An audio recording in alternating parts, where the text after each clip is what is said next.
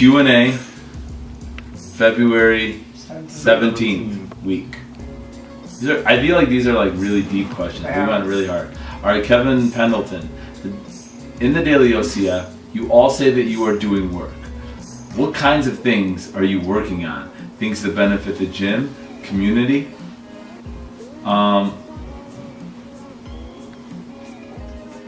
It's top secret. No, we'll go through it. All right, Zach, you would start with it. I do a lot of the charges within the front room, so when you guys actually sign off on the clipboard, I'm usually taking care of those. I'm helping out Rocio with whatever other administrative stuff she needs assistance with. I am also more than likely doing school stuff. And yeah. Yeah, Rocio, tell them about the work you do. Oh God. I answer emails all day. I have tons of spreadsheets that I have to manage for everything coming in and out of the gym. Pay the bills, do the finances, clean the gym. Let's see, do we keep going? Clean the gym on your computer? Yeah. I have 4 clients that I am programming for, so I do that throughout my days, and then I do a lot of the billing stuff to help manage that. I don't know which camera. So right now, I guess you could say I oversee daily O'Hare CrossFit's operations. I come up with brilliant marketing strategies that I force people to execute without their approval. What else do I do? So I come up with like bigger picture plans. I manage some stuff with Harwood Heights, and then I also am building a website platform for business coaching with Barbell Business, where we'll work with CrossFit gyms on helping all their functions of their business. So right now I oversee about 180 CrossFit gyms around the world for their business questions, and then I'm training and developing 3 coaches to start working under me. I work with a team on developing what will be the new website that we will use to interact with them, and I'm writing different course modules that the coaches will be administering with 1, 2, 3 different people that I'm working with on 3 different modules. And then I take around 4 to 8 hours a day in phone consulting calls currently too. Yep, go ahead. I do all of our social media aside from Daily OCF, so everything that you see on Facebook and Instagram I create and post. I have about 10 individual programming clients, as well as I program for the gym too right now. I have about 30 plus and counting nutritional clients that I check in with on a weekly basis and email back and forth with. I have a bunch of nutrition challenges that go on from month to month with different gyms and businesses. And I coach typically 3 to 5 hours a day, depending on how many one-on-ones I have, classes. We obviously are all assisting classes as well. So, yeah. There you go, Kevin. That's work.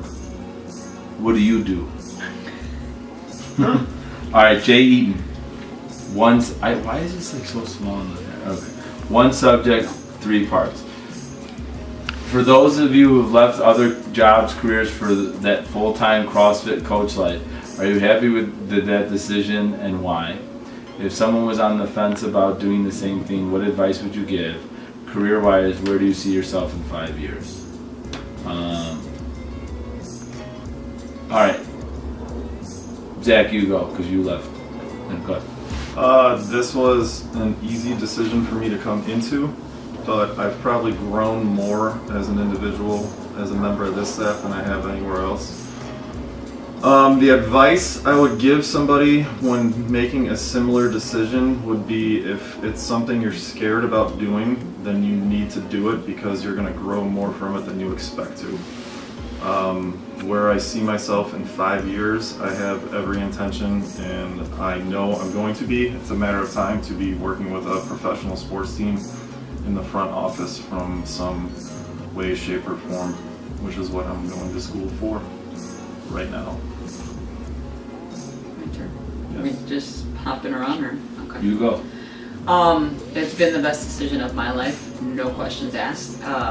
The advice that I would give someone that's thinking of doing the same is, what do you have to lose? You have everything to gain and nothing to lose. Where do I see myself in 5 years? I see myself owning something of my own, or doing something that's I've created, maybe, still in the CrossFit aspect, or the betterment of people and helping them progress and be the their best versions of themselves. So something that goes hand in hand with CrossFit, I would say. That's what I see. Mine was a very hard decision, only because I have a lot of personalities around me that balance me. I'm a little spontaneous in terms of like wanting to do what I love to do, and I have a lot of people that help me. I'll be honest, make sure that I had a contract that kept me, in a safe place financially, and make sure that you have someone that thinks about things that you may not think about. I hate thinking about the little details of like, I take home this much money, but what about taxes and what about all those things? So to be honest, I had to have my dad and my now husband help me with that. But it was the best decision I ever made. I have grown more as a person than I have my entire life. I am a lot stronger mentally. I believe that I'm a lot smarter. And in 5 years, I would like to be running my own larger nutritional program, which we are in the process of developing right now. Outside of OCF, outside of Chicago, outside of Illinois, I would like to have people across the world that I can help nutritionally. And I would also like to have maybe some little Becca and Nicks running around, and have worked myself back into CrossFit competing and going to the games. Wow. Yeah. Susie, where do you see yourself in 5 years? Where do I see myself in 5 years? Well, I currently assist at the gym. I would like to spend more time at the gym, doing whatever I can, helping out. I think definitely spending 5 years from now, I also have to take into account that I have children, teenage children, and by that time they'll be adults. So I'll definitely have more free time to spend on thinking about myself. So I have had this, intertwining thought. 5 years from now, definitely I will be doing something where it is in mostly my control. So it's something like I'll be owning or in control of. And I definitely want to see myself just happy and not so regimented as I am right now, because I don't soak in and appreciate the moments as they are in front of me. So I definitely want to focus on that as well. That's awesome. Cindy Lou getting deep this week. Also, what is your life goal? What do each of you hope to get out of your life? Back to you, Susie. What is happiness? Okay, my life goal. I've been doing a lot of work on myself late as of yet. And my life goal, number one, is just my happiness. I know that sounds kind of cliche, but it definitely is. I grew up in a culture and family where happiness is not number one. So that's number one. It's to be happy, doing the stuff that I love. Going kind of back to Jay's question and people that are on the fence about doing something, I think what stops people from doing something that's their passion or something that they love is that maybe they feel there's not enough money in it. But I really don't think that should ever stop you, because if you are so passionate and love something, then eventually I definitely 1000% believe the money will come to you.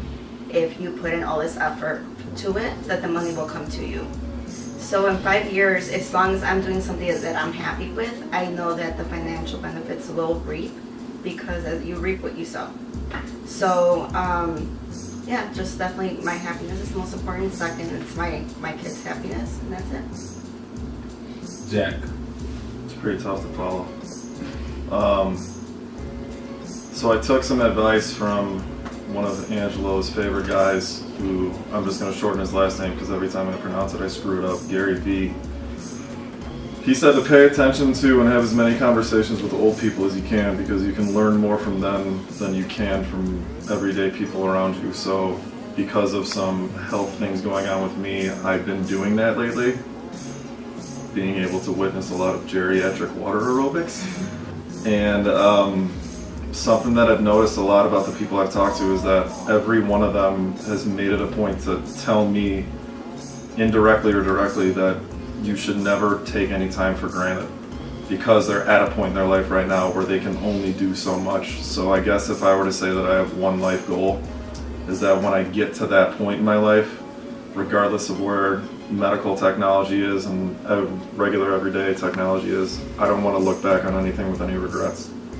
So I just want to know that when I'm 75, 80, 140, whatever it is, that I'm looking back on everything now knowing that I do not regret one thing that I did when I was 19, when I was 25, when I was 40, whatever it is. I think that's my biggest life goal. My life goal is, and what I'm currently working on, is creating and living the life that I've always wanted to live. Everything aside from being limited to the things that I've always thought were right, just doing that and actually carrying it out. And that being said, just meeting people, creating experiences, having a family eventually, kids, yeah, just all of that. Just doing it the way I've always wanted to do it. That's pretty much it. My life goal is to do what I want whenever I want to the day I die. That's it. I don't want any rules. I don't want to have to do anything that I don't want to do. I want it to be whatever I want for the next, whatever, 100 years. Done. My life goal is to help and inspire as many people as possible, because to be honest, aside from competing, because that has brought me so much happiness and personal growth, I don't know if there's anything that feels better than to help someone and make a change in someone else's life, which I have been given the gift of being able to help people through nutrition, which is one of the most powerful ways to do it. So I want to continue trying to touch and help as many people fix their relationship with food and with themselves as possible. Awesome. All right, Frank. I especially like when one coach leads and another walks around to notice what is not done correctly. It makes it more like personal training. It's interesting how much of these coaches has a different style to motivate. It's the familiarity with the clients that makes the communication open up. It's obvious that all the coaches seem that this is their life's passion. I would ask how much they enjoy their work, but it's obvious. My question is, what goal or level would you think your older clients should attain? I believe that everybody's goals are individual, and I would never want to put my goals on, or a goal on somebody. But I think for older clients, I think one thing that I would love for them to achieve is being able to move their body in full ranges of motion, or as full of ranges of motion as their body will allow. I think living pain-free is such an important thing for people of any level, but especially older clients. And then I would love for them, as a goal, to feel younger and more, or I'm sorry, not more, but less restricted on their ability to try new things and do things, especially like what CrossFit allows you to try and see how you could challenge and progress yourself. So those would be the goals. I hope that answers your question. I love you, Frank. You're the best. Amanda, all coaches, any good books you'd recommend to us to read that really changed your life in a positive way? Also, just a thought, maybe an OCF book club. Amanda, you are more than welcome to start an OCF book club. You are more than welcome to administer it, run it, oversee it, and run it any way that you would like. Let's start with that first. You are go out. You could be the OCF librarian if you needed to know. Louis Decimal. Yeah. All right. So books. All right. We'll start with Becca, and we'll go this way. Really didn't want to start. This is who I am, and I'm going to be completely honest. I don't like reading. It makes me fall asleep, and I tried to think about this question because I know this is a shame thing. I feel bad that I don't read books, but I just do not enjoy reading. I would rather listen to podcasts, which I have done it from time to time. I would rather watch, documentaries, stuff like that. I haven't read a book that has completely changed my life. It has been more personal relationships with people, and that is just who I am. So I don't like reading. I was not good at it in college and high school. So basically, you're saying you're not going to be in Amanda's book club? I will not be in your book club. Oh, sorry, Amanda. You already started negative member. -1 member. All right. I think Marcus Aurelius' Meditations is the greatest book ever created, and I think every adult should read it once a year in their life. So yeah, Marcus Aurelius' Meditations. It's at the office at OCF, but it's based on Stoic philosophy. I think it has nothing to do with necessarily with leadership or anything like that, or business. I think it's just like if you live your life according to that book, you've really won. So I like that book, and I like the way it's written because I like shorter passages. I don't like long chapters, but I do like to read. I feel bad now. Don't feel bad. Get some glasses. I would recommend Mastery of Love. I just finished it not too long ago, and I have a special connection to that book because it came to me at the time when I needed it the most, I feel like, and it's all about love, and just different ways to love and different languages of love, if you will, including self-love. So I really liked it. It's from Don Miguel Ruiz, and it's one of 4 series books, but that's what I read. Don. Not Don. Don Miguel Ruiz, if you Don. really want to get Not Hispanic Don. and Not Latino. Don Miguel. Don Miguel Ruiz. Not Don. Michael Ruiz. Ruiz. He's Don. Don. I can't wait for you to see the eye roll that I gave you. W-N. Don. Can't wait for it. Not Donny Boy. Not Don Michael. Miguel Ruiz. All right, go ahead, Zach. 2 books. The Art of Learning by Josh Waitzkin, who was a chess prodigy, and they had a movie made about him, The Search for Bobby Fischer. And the other one is called, actually, ironically, a book given to me by Angelo, The Last Safe Investment, which is how you should approach looking at your life and what you do for yourself. Those 2 books had a very big impact inside of this last year on me. Who wrote that book? Don Brian Franklin? Don? I believe he was the author. Angelo, please. All right, go ahead. I love reading, so right now there's like a billion titles in my head. But a book that 1 billion, Susie. I've read recently, and I've actually already reread it, so I'll name it. It's Ego is the Enemy by Ryan Holiday. And it's such a good book, and it really takes you away from that ego and personal level, and makes you see yourself outside and in the big picture, and gives you stories of a lot of historical figures that you may not know about because they weren't about the limelight and getting themselves out there, but they still made a huge difference. And I try to read a chapter like once a week or so I'm still reading it currently, but yeah, I love it, by Ryan Holiday. Check it out. Is he a Don? He's Don Ryan Holiday. Okay. It's so important. I forgot. I like 50 Shades of Grey. I read all those books. Oh gosh, me And too. Twilight. Legit. So Twilight and 50 Shades of Grey. That's my kind of reading. Chicken Soup for the Teenage Soul. Was Yes! I miss those books.